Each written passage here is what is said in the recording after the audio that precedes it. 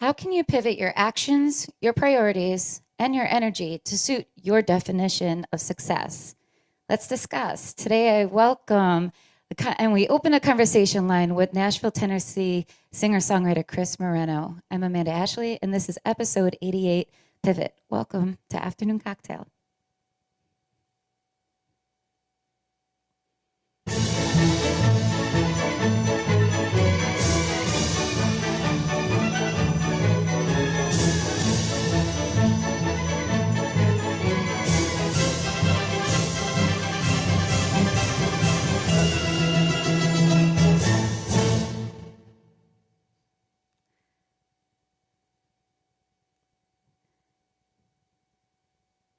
Dun, da, da, da. Welcome, Chris Moreno. Thank you so much for joining our show.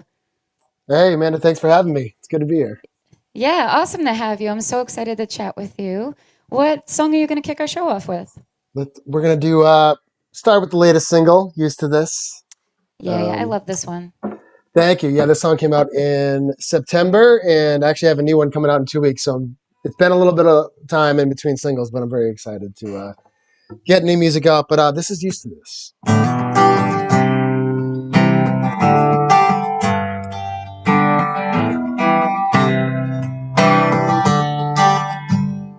Cause in the blink of an eye, she showed me couldn't see that all this time I've been keeping my cards a little too close to my chest. Getting loose, make a move, see what comes next. But I could get used to her eyes locked on mine. That look I can't deny as the night turns to day. I could get used to her clothes on my floor. Never wanted anything more than her kiss on my lips. I could get used to this. Don't have to wonder why. I ain't gonna break it down or analyze, cause I know when it's right, I'm gonna go with the feeling. Just want something to believe in. I'm on my way to all in, yeah. I can kiss till her eyes locked on mine. That look I can't deny as the night turns to day. I can kiss till her clothes on my floor. I never wanted anything more than her kiss on my lips. Yeah. I can kiss till this.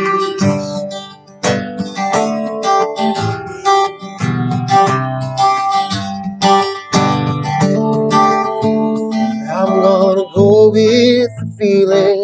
She's my something to believe in. I'm on my way to all in, yeah.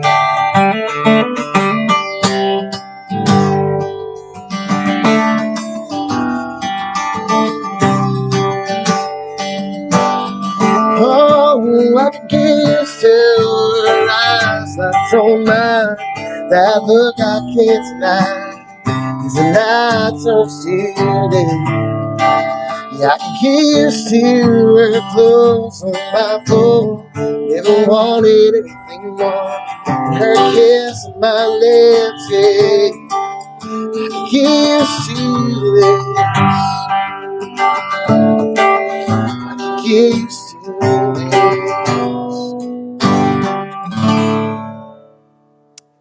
Yeah, awesome, Chris. I love that one.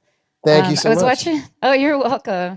I was watching the video earlier this morning, and I'm just watching you play basketball. Are you an actual basketball player?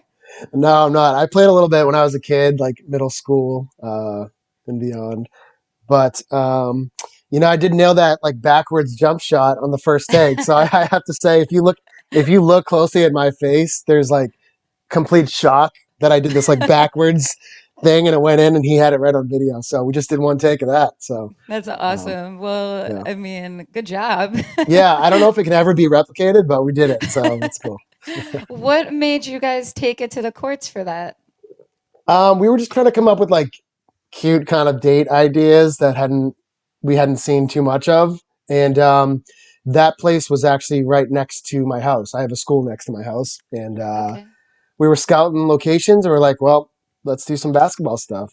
Um, and Carrie Ann, the actress, I think we would have chose better shoes next time, but aside from that, it worked out. I think it was a cool scene. You know, Hey, Carrie Ann, did you say, or Carrie Carrie Ann? Ann, yeah, she's actually a singer in here in Nashville, so she did great. Awesome. Well, Carrie Ann looks like she's got some moves too. I She mean, actually both of you does. guys. Yeah, Yeah, she's high energy. She's good. Yeah. that's awesome. I mean, so watching you guys play it made me think of today's theme, pivot, right? Because it's Mhm. something you see a lot and what we associate basketball with. I mean, you could attest to the subject you were saying earlier that you felt like it really resonated with you. How come? Yeah, I love that term and that idea. Well, I guess like for people who don't know my story, I think the most probably interesting part of what stands out is that I went to college and I had a full time sales job for many years. I think it was 10 years actually before I ended up quitting to go full time with music.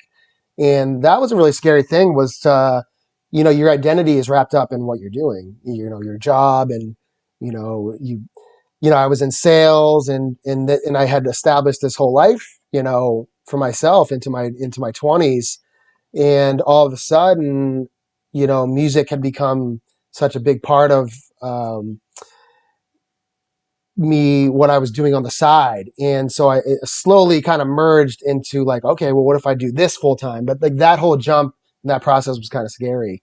And it's just, when your identity is wrapped into one thing, you wonder how are people going to judge me and all this. But I just kept reminding myself that life is short. And if I didn't take this chance now, I'm always going to regret it. So that's Good one for you, example. Chris. I mean, pursuing music full time is a true leap of faith, and I know I could attest to that too. I mean, I just think it's scary, like we're told our whole lives that, you're never going to make money or do certain things, right? Or you're never going to be able to sustain a living being a musician.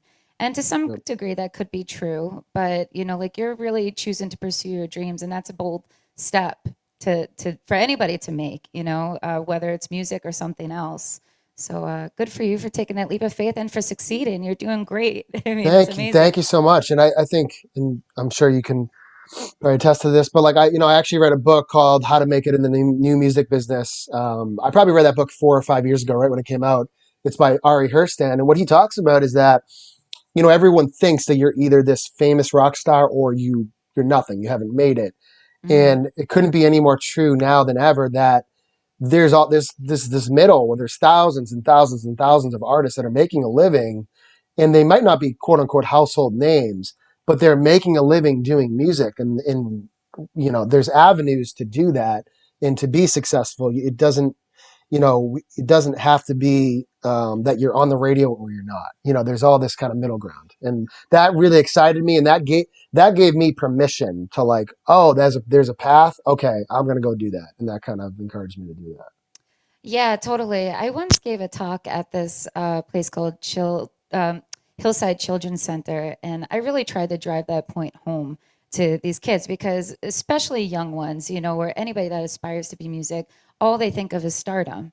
Like that's Right. the only avenue. Like, Yep. oh, like, and here I am, like, who's this girl? Like, what do you got for me kind of attitude, And I really think by the end of it, I changed their whole view on it. And I was like, hey, listen, if you love something and you want to pursue it enough to make it your everyday living, that's what you live and breathe, that's success. It's not about having a record deal or, making Billboard Top 100, even though that's fantastic and I would never turn it down, but there's Yep. so many other ways to define success and to still be a musician, you know? And Yeah. I think Yeah. that's really important. Yeah. And you can still reach people, and you're still impacting people. It's just the scale might be different, but it's like it doesn't mean that you can't get to that stardom place, but it's like it's being content along the way with these little wins, and not just having this mindset of like, well, if I haven't made it to this massive level, then I haven't made it. Like it's, it's a mindset shift, I think. Yeah, totally. So when you say you're in your home, you live in Nashville full time now, I or do live I in know you're Nashville. Yeah, okay. yeah. I moved here from Massachusetts about 2.5 years ago. Where in Massachusetts are you from? I grew up in a town called Northborough. I think I moved there in the fourth grade.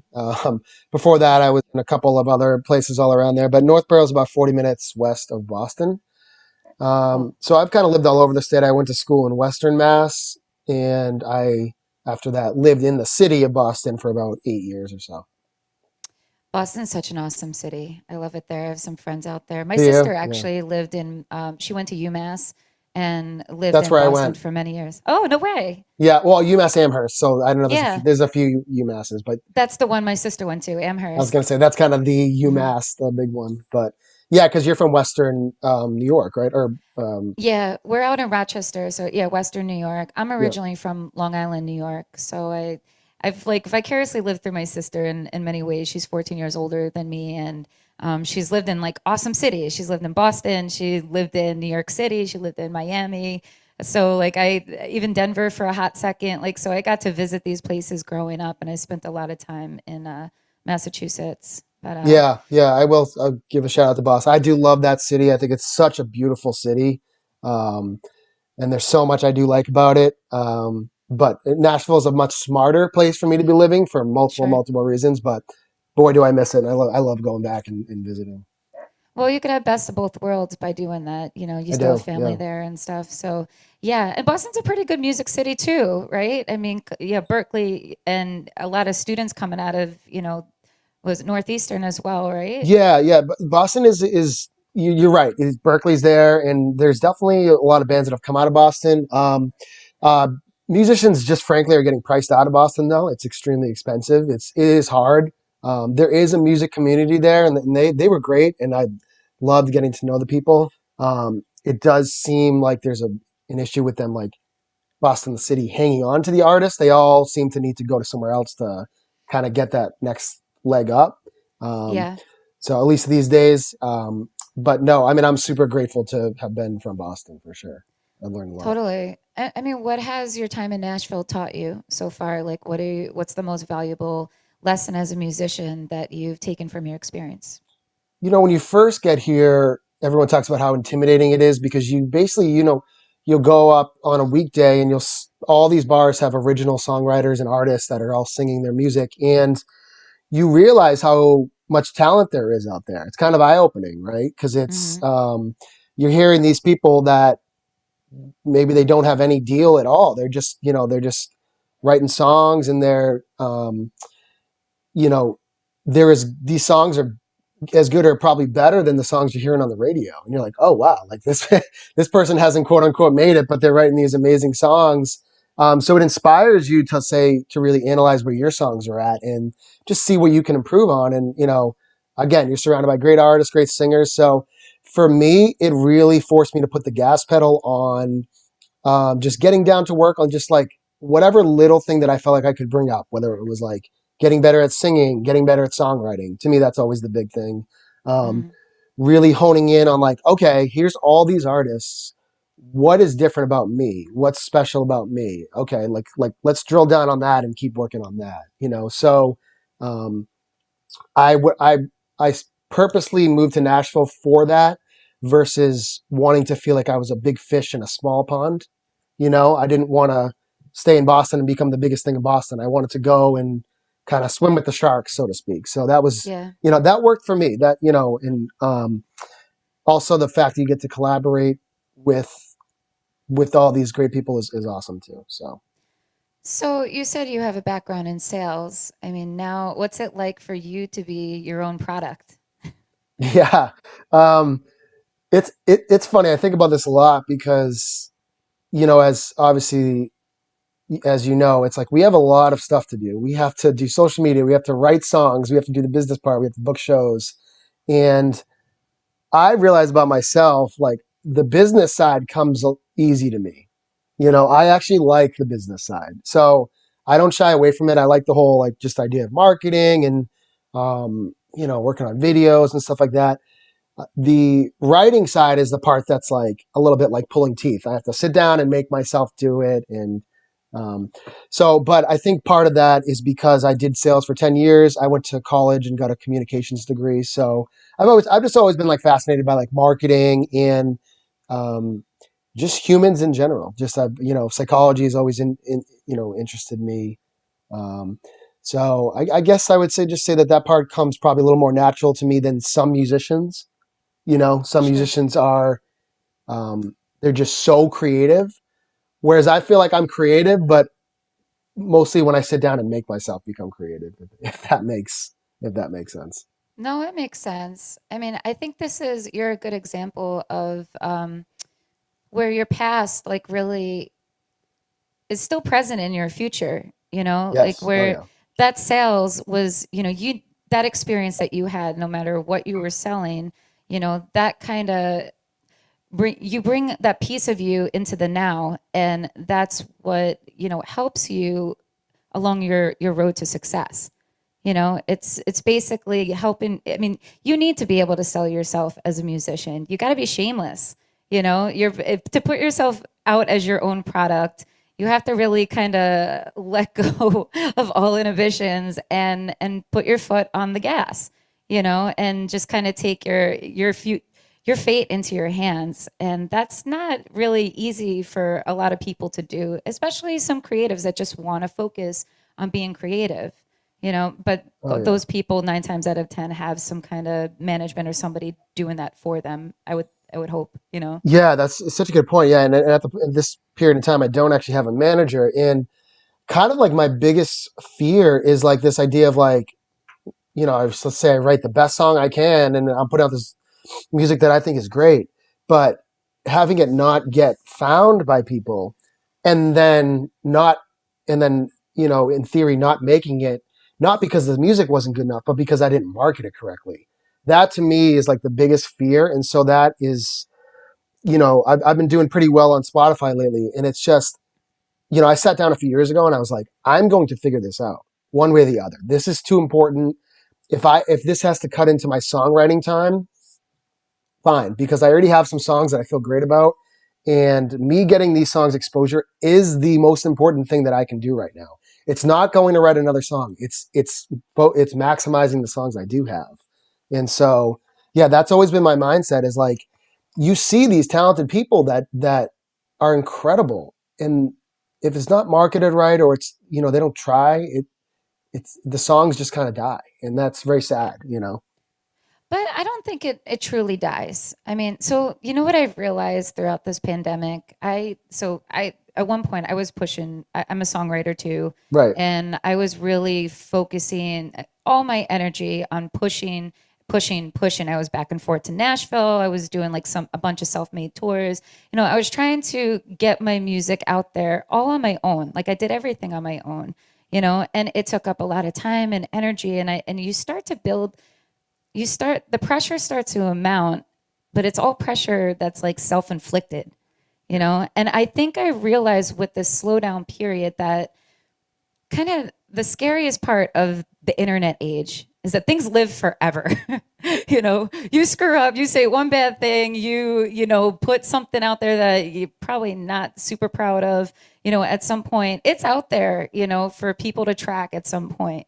Yep. Same thing goes in your favor for your music. If you put out a single 3 years ago, I'm just meeting you now, and coming across your music, and I'm seeing your videos from 3 years ago. It Yep. still has a living impact. So don't really negate that, because I get exactly what you're saying, but I think it's something to kind of keep in the back of your mind too. So yeah, so what I was more referring to is if you've spent years and years and you're coming up with the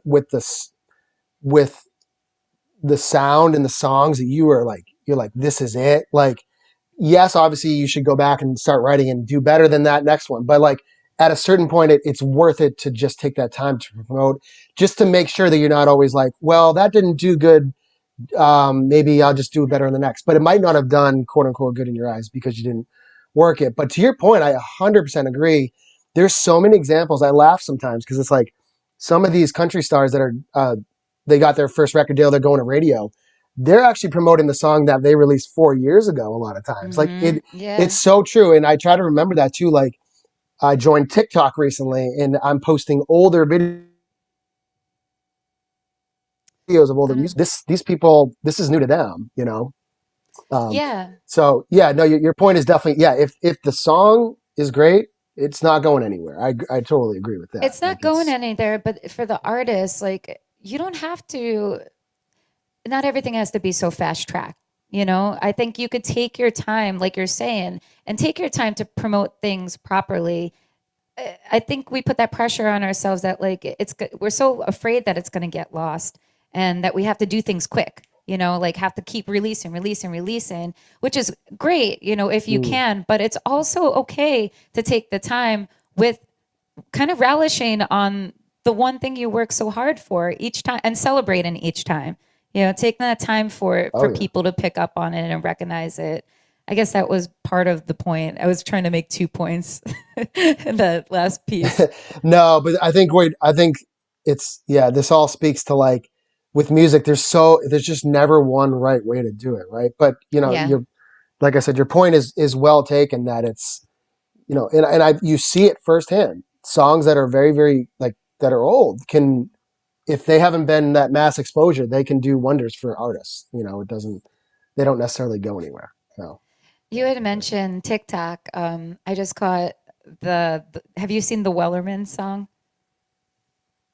The no, guy, it's like this, what is he about? Like Scottish?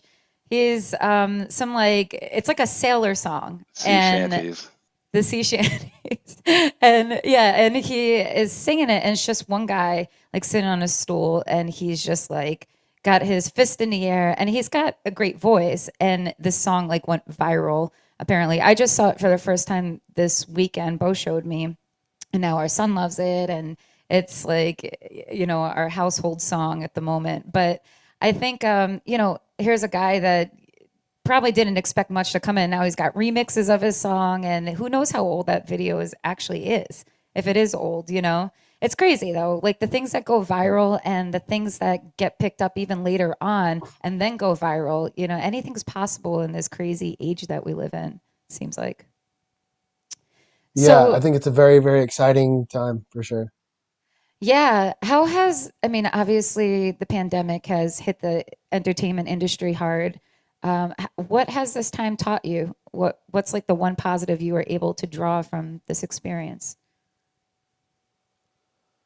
Um, you know, I was able to actually take my time with the releases, I would say, and kind of really, you know, I speaking of pivoting, I took to live streaming a lot, so I was doing that, and it definitely like brought me closer with my supporters because it was just like I'm showing up every week, and like it just built more of a community, which was really cool, and it did get me to question because most of my income was coming just from live shows. So obviously, when that went away, it's okay.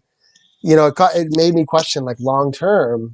You know, what if that gets taken away? What are you going to do? So it forced me to look at different avenues, live streaming being one of them, and um, you know, I really did focus on trying to get my streaming numbers up, and you know that's paying off. So that's another sort of quote unquote revenue stream, even though it's not a ton of money, but it's I don't know. I always think that like we grow a lot from negative things. So I think a lot of us have sort of realized how strong we are this year. You know, the fact that we made it through that year is it's hard. I mean, just the isolation part. There's just so many parts that were difficult about that year. But um, I definitely look back and I see a lot of positives. And I feel like I've grown as an artist and a singer. I put a lot of time with the downtime into just trying to become a better singer and a songwriter. And so those, you know, just I'm always trying to progress in those, and I was able to do that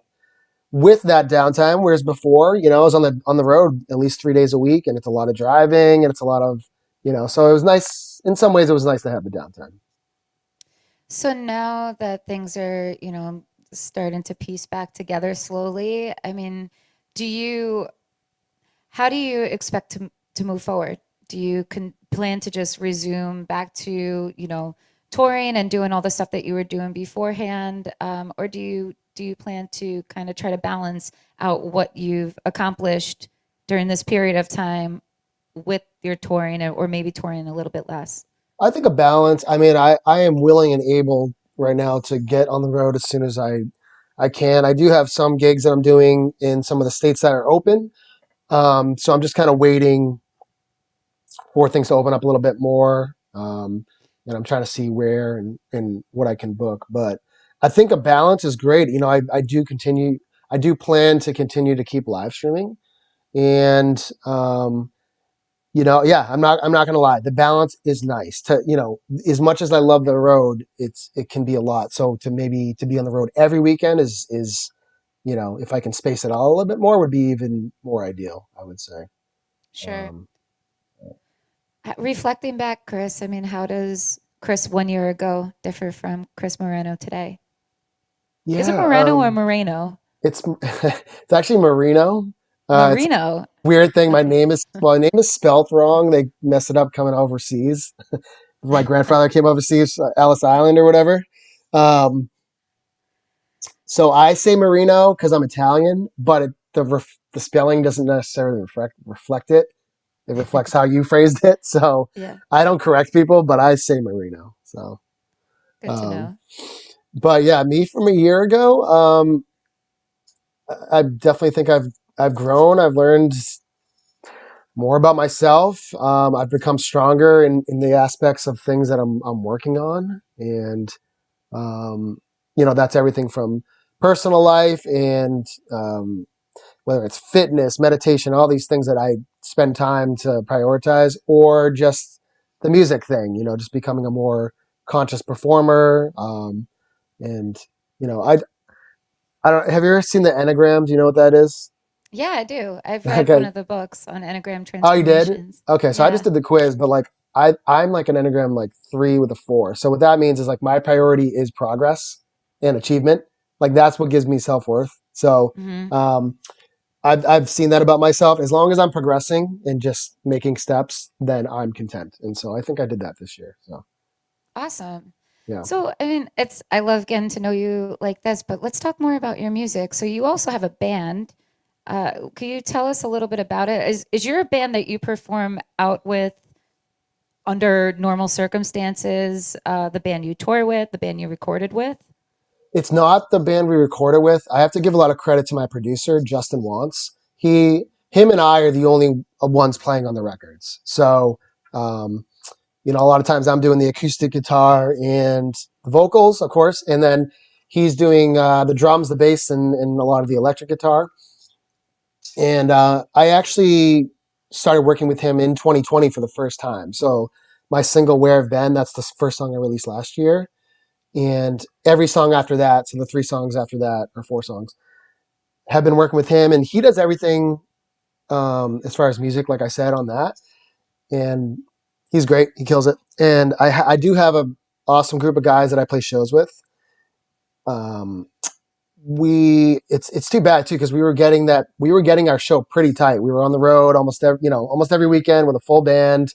I had transitioned from going mostly acoustic to then going a lot of full band. Um, so I feel more bad for those guys because it's like the opportunities are much harder to come by for musicians these days than they are singers, right? Because there's always going to be a need for a singer with an acoustic guitar, probably. But the band seems to, that's more of a luxury to hire the band. So, but to answer your question, I do have a really awesome group of guys, and I'm lucky to have found them here in Nashville. And yeah, I'm hoping I can get back on the road with them soon. So, when you were touring, were you doing more like just acoustic performances, or were you, or both? Did you? The the first year when I moved, I was obviously stationed here in Nashville. I was going out anywhere from the Carolinas to Florida to Chicago to Indiana. I was going all over, and I was doing a lot of acoustic. But after that first year, I started getting a little bit bored on the road just by myself, and I was like, okay, it's time to bring in the band, and that was a nice transition. So we did that for about 6 months, and then that's when COVID happened, and we had to kind of shut it. Yeah, it's so tough. I know what you mean about like feeling like you're getting tight and then for this to all happen. I think a lot of musicians feel that way with their bands. Yeah. Um, yeah, it's tough. Last night I actually rehearsed with my band. I just Beau plays in my band and then I have a drummer, so we're just a trio. But I mean, we were playing a show in April and then it's just crazy how you forget your own songs. Like I'm Right. like rehearsing and I'm like, damn, like I can't even remember like some of the words, like a lot of the stuff that I play a lot of my music, but some songs I just sound better with my band and I sometimes like leave them out at acoustic performances. And yeah, it's crazy. But yeah, it feels good to play with them. Are you guys at least It does. rehearsing? We're not. It's just we're just because I don't know when we're gonna have the full band stuff. I'm hoping in the spring, but it's no, we're just all kind of taking the downtime, and I'm doing some acoustic stuff right now. But it's Yeah. but even like you said, the trio stuff I love, even a duo. It's just having someone Hmm. else to feed off the energy Yeah. is great. Is your show in New York, by the way? Yeah, this the upcoming show I have is just in Yeah, Rochester here. awesome, nice. I'm just starting to get back into some performances, which feels great because in New York, like things have been shut down or super weird, like with our bar, restaurants, curfews. It sucked, Yeah, but it sucked the life out of us musicians, yeah, that's for sure. I know. But focusing on all the good, there's like all the stuff you had mentioned earlier. It's been a blessing. I had the show out of this, and I've been able to focus my energy in other ways, which really has been a beautiful thing. Yeah, and actually, Pivot. I will say this this year, this literally just popped in my head, but this year taught me acceptance better because I Hmm. just, there were a lot of things that I would see, and I just, it would make you angry. Just, I don't know, like, just even seeing all these businesses that I used to go to go out of business. It's just like, not to say that I have any answers necessarily, but it's like, it just makes you mad because you're defense. You can't do anything about it, right? There's nothing you can do, and it forces you to kind of just accept the way that things are, with all that happens. So Yeah, totally. There's a lot of self-acceptance, that comes along with this experience too, like I feel like we know ourselves on such a deeper level for everything that all the mixed feelings that we've experienced through that. I mean, I know I could speak for myself, but I know from the people around me too, everybody's just kind of dealing with this in their own way yeah, and trying to make the best out of the situation, the best they can, and it's crazy. Whoever thought, right? Like a year ago, no, who the yeah, hell would have thought this would have happened? It's really wild. Chris, how has your performance experiences throughout all your touring and your travels? How do you feel like that shaped your music and your writing? the early, it gives you thick skin when you play. There's all different types of gigs, as you probably know, but like when you're doing some of these bar gigs, and let's say it's a place that I've never been, or what, I don't have a fan base there or anything like that. Sometimes you're just playing in the corner of a bar or restaurant, and it's your job to kind of try to win over the room, and over the course of like a 3 hour gig. So those were really great in getting me thick skin and just kind of like getting better overall. Um, the, to me, that's super super valuable was the experience of gigging.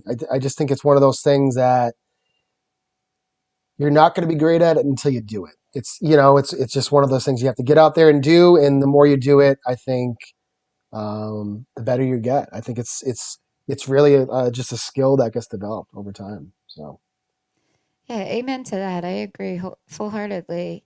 So I'm looking at my phone as our feed is up, oh yeah, and Merino Marino Maniacs, the Merino yes. Maniacs are in the house. So Oh shoot! hello. Shout out to them. I haven't even been checking the comments, but love those guys. They're always on the live stream. I appreciate it. Yeah, it's awesome that you have awesome support like this. Terry Courts wants to know what's one lesson you would give to a new artist that you wish you knew when you started. That's a great question. Yeah, that is a good question. The main thing that I always try to tell people is that like singing, writing, performing, it's all a skill. It's we are like kind of brainwashed to think that like this comes so natural to certain people. And for me, like I no one did music in my family. No, like no one even played guitar. Like nobody, extended family, nothing. There's no single musician in my family. All I had was passion. I just, I was like, I just was obsessed with music. And um, I you have to put in the hours. My advice is that there's no shortcut. Whatever it is that you want to do, whatever, like I said, if you want to become a really good songwriter, if you want to become a great singer, performer, artist, this is all concentrated effort day after day after day after day. So to me, what do you need? You need passion, because there's a lot of boring things that you got to do to actually get really good. And so, um, you're only going to do the boring stuff if you're passionate about it. So I just think that applies to so many things in life. Whatever you're passionate about, put in that time and you can be amazed of where you can get. I really think so. I really believe that. Passion and drive are everything. I Yeah. think without that drive, your passion could just be a dream, right? You have to have Yeah. that drive to keep pushing you forward through all those. There's always going to be some rough patches, right? So Oh to yeah. to be able to overcome those hurdles and and to take everything step by step, I think that's really And be important. stubborn, and to be stubborn. It's just like I'm real good there's at that. yeah. I was like, that's the third thing she was gonna say, but she didn't say it. But it's like That's the it's Italian in you. yeah, exactly. Yeah. There are like, a few nights I can remember after like a 4 hour gig with no break, and I'm just so tired, and I'm like, what is the point of all this? This, like, if I'm just down and I'm just, but like I'm just too stubborn to quit. Like and you get that reaffirmation along the way. Like, the Marino Maniacs, they give me that reaffirmation, and it's like it keeps you going. It's the drive, it's the passion, it's the stubbornness. So Yeah, totally. I agree. Definitely 100%. What surprises you most to know about yourself now that maybe you didn't know in the past? um I think my resilience, I guess. I feel like that sounds very self-aggrandizing, but like it's just like when I first moved to Nashville, it's like there was it wasn't easy. Like, I quit my job and I moved to the city, but I didn't even really have anything set up. All I had was a few gigs that I was getting some help with. And then eventually, like, the person who was helping me getting those gigs, those dropped off. And I was like, how am I even going to make a living? And I just figured it out. Then I started booking it myself. And then I was like, okay, well, if I do this, I can make this work. And it's just, I just think that we're capable of a way more than we think, because until we go through these hard times, we don't know.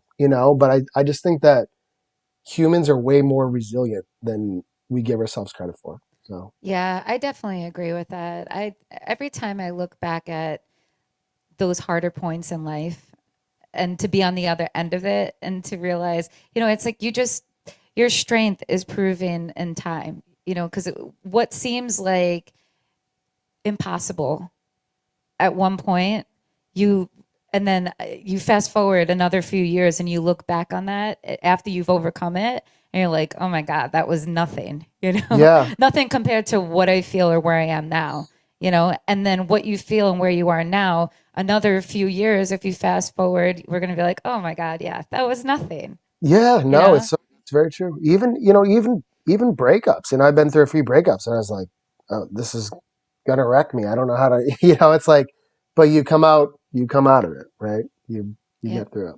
So And when you have to get through it, you get through it. exactly. It's either you get through it or you don't. There's no Hmm. other in between options. So it's making that choice to better yourself in that situation, whatever that situation might Yeah, be. and that's what I was trying to do with music. And I had done music for enough where I didn't just jump into the deep end like right in the beginning, but I was like, I'm not. I'm cutting out Plan B. It's just Plan A.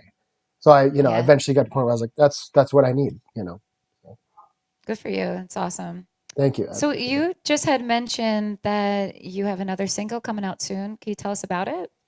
Yeah, absolutely. It's called Somebody New. I wrote it a little while back, and in one of the blessings of 2020 again was doing all these live streams. And what's so cool about the live streams is I get to just test out new songs as I'm writing them. And, I'm lucky to have an engaged audience that's giving me feedback. And whenever there's one that seems to be like a unanimous one that kind of is above the others, that's typically what I'll roll with and I'll go record it. So that's what I did. That was the one that was getting great feedback. And I'm really excited about it. I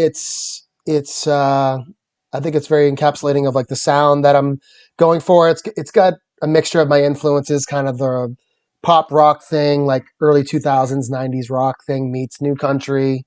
And, um, you know, I, I wrote it about this situation I was in where I was trying to get over an ex and I started dating and I meet someone who's great, but then you realize you're not fully over your ex, and it's just like this kind of sticky situation. But those often make for good songs. So I'm excited to share it though. It's coming out next Friday. I can't wait to hear it, and good luck with the new single. Make sure you Yeah. guys all, pay attention and go download Chris's new song. Um, Chris, it's interesting your sound. When I was listening to you, I mean, I see the label that you're a country artist, but your music doesn't totally come off as being country to me. I hear a lot of rock influence, pop rock. I mean, what did you like? What inspires you? What type of music is on your Spotify or Yeah. Apple Music playlist? Yeah. Well, thank you for listening. I definitely would say first and foremost, pop rock is my biggest influence, is hands down. It's really bands like the Goo Goo Dolls and Matchbox 20. And I only sort of fully realized that when I started writing music like 5 years ago or 6 years Mm. ago. I was like, oh, this is kind of what I sound like. And I remembered I loved all these bands from before.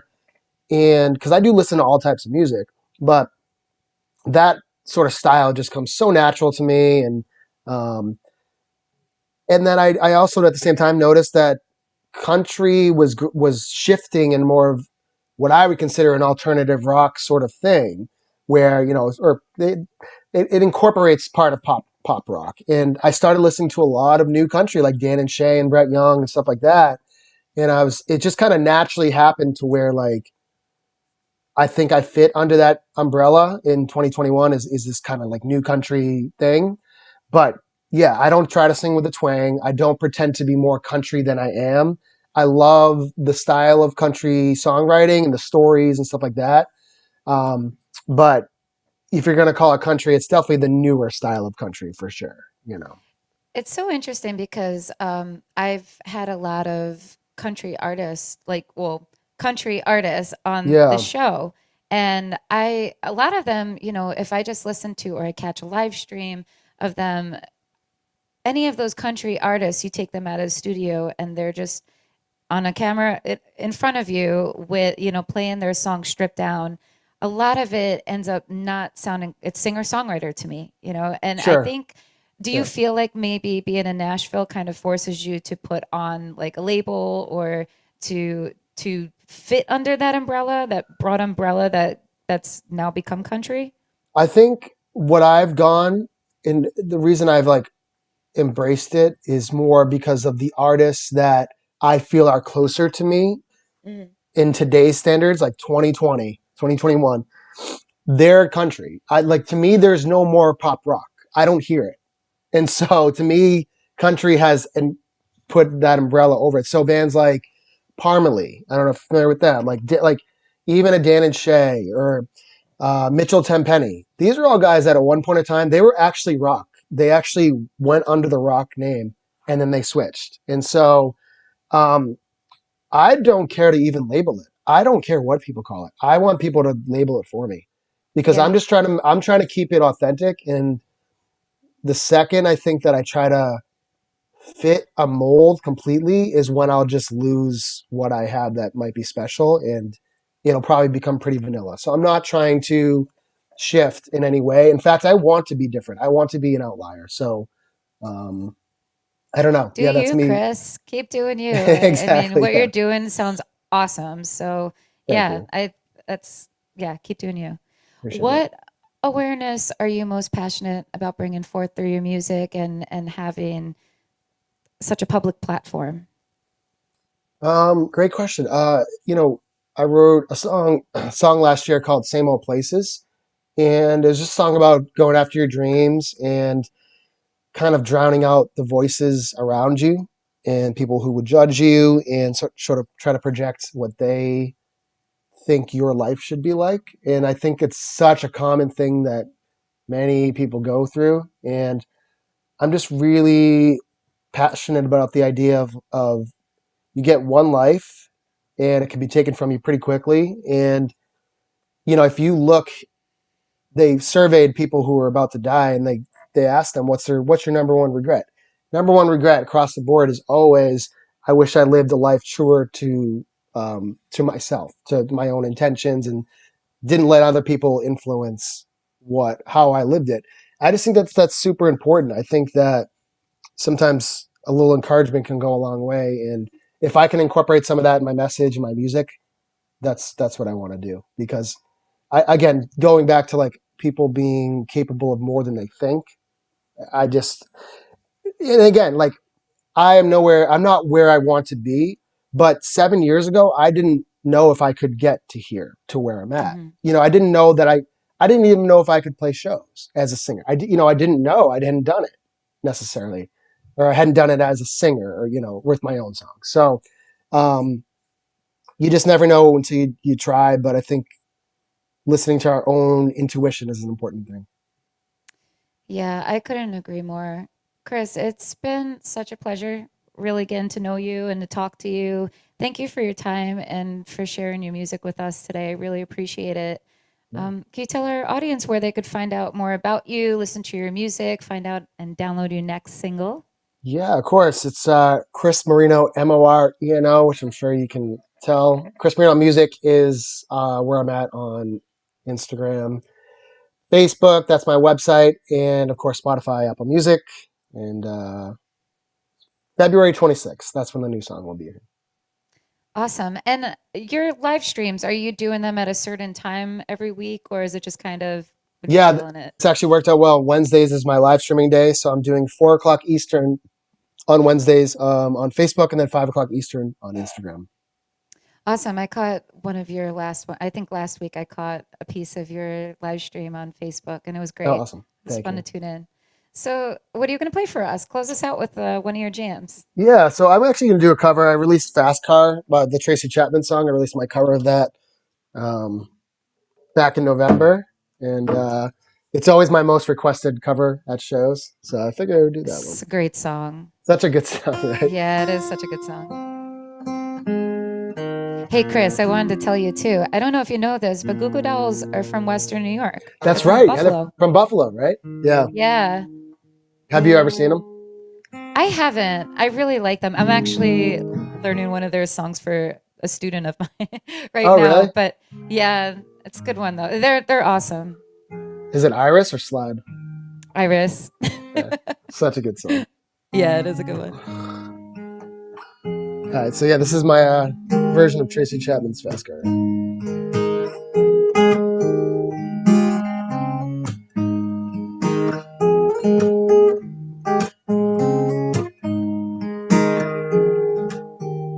You got a fabulous car. I wanna take it to anywhere. Maybe we can make a deal. Maybe together we can get somewhere. 'Cause any place is better. Started from zero, got nothing to lose. Maybe we'll make something. Me and myself got nothing to prove. You got a fabulous car, and I got a plan. Get us out of here, been working at a convenience store. Managed to save just a little bit of money. Won't have to drive too far. Just cross the border and into the city. You and I can both get jobs. Finally see what it means to be living. Have a memorable driving in your car. Speeds fast, feel like I was drunk. City lights lay out before us, now I felt nice. Around my shoulder and I had a feeling that I belonged and I Had a feeling I could be someone.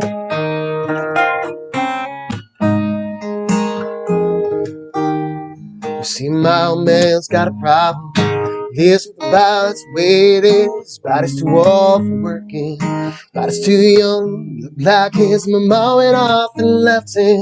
Just want him on a life he could give. So somebody's gotta take care of him. So I quit school, it's what I did. I remember driving in your car. Speeds fast, feel like I was done. Sitting I'd stay out before, so your arm felt nice around my shoulder and tight. I had a feeling that I belonged in time. I had a feeling I'd be someone.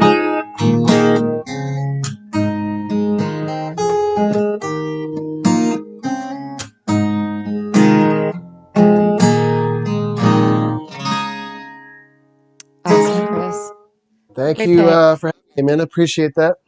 Yeah, super awesome to have you. I hope to see you the next time I'm in Nashville when things calm down a bit.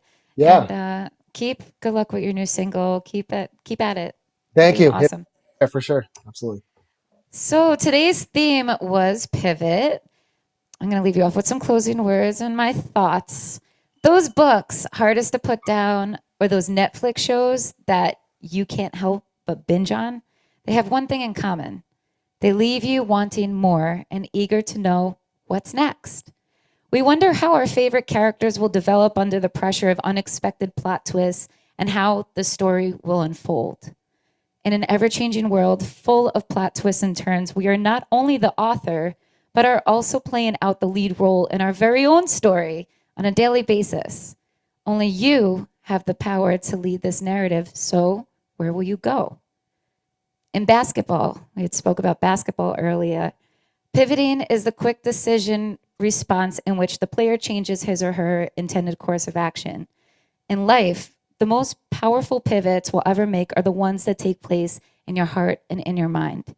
When we are dealt the unexpected, we're faced with the decision to either stay put or to simply evolve. It is that opportunity to look your opponent in the eye and to dig your fingertips into the ball with a tenacity to win the game despite the rapid change of course. The ball is in your hands and your action depends on you. So ask yourself this. Are you willing to give up that ball, or are you willing to take your chances on that one shot you've been given? It's been a hell of a year for us all. And humanely, we've been tested on every level and have learned the depths in which we could feel, having had faced challenges like we've never faced before. If you are feeling pretty low right now and are having difficulties seeing through the haze, let me assure you this. Because of this, we now know ourselves on a much deeper level than we knew before. We know what it takes for us to reach those lowest of the lows and the highest of the highs. We're more aware of what we had once taken for granted, and we can build a clearer picture of our wants versus our needs in terms of basic survival. Because of this, our relationship with ourselves has been pulled into focus, just as our relationships with those other important figures in our life. There is value in knowing all of this. Now is the time to pick up the pieces and to begin a fresh start. And may I remind you that you possess everything you need. Recognize what it is you need to get yourself mentally back on track, reconnect with the strength that lies within, and take the opportunity to grow and evolve into an incredible version of the former you. It's time to rebuild and to decide who you are and where you want to go. Now is the moment to do something more for yourself and to set out to pursue the things that maybe you once didn't have the courage or time to pursue. The power to create your life is in your hands, so decide to pivot your energy to those people and things that make you feel happy, accomplished, and fulfilled. Your story is yours to live, and it's yours to tell. So write the story of your dreams and leave them all begging for more. Thank you so much for tuning into today's program. Thank you, Moreno Maniacs, for your support and for supporting this wonderful man. Chris Moreno, it's been a pleasure. Thank you to Beau Productions and to our sponsors, our show sponsors, James Farley of Northwestern Mutual, Maiden Voyage Studios here in Fairport, New York. Also to Rochester Women Online. Their new magazine goes out today, so make sure you go to rochesterwomanonline.com and download your free magazine. And also check out my column under Afternoon Cocktail. Also, a big thank you to Chris Sirianni at IT Insights of Rochester and a Bridgett Hoag of Empire Realty. We'll be back here this Friday with a brand new show. Thank you so much. And you guys have an awesome, awesome hump day. Ciao.